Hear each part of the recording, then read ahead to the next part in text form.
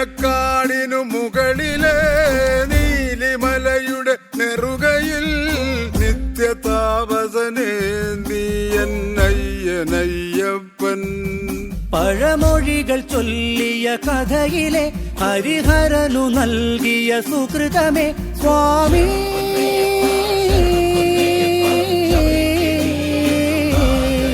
സ്വാമി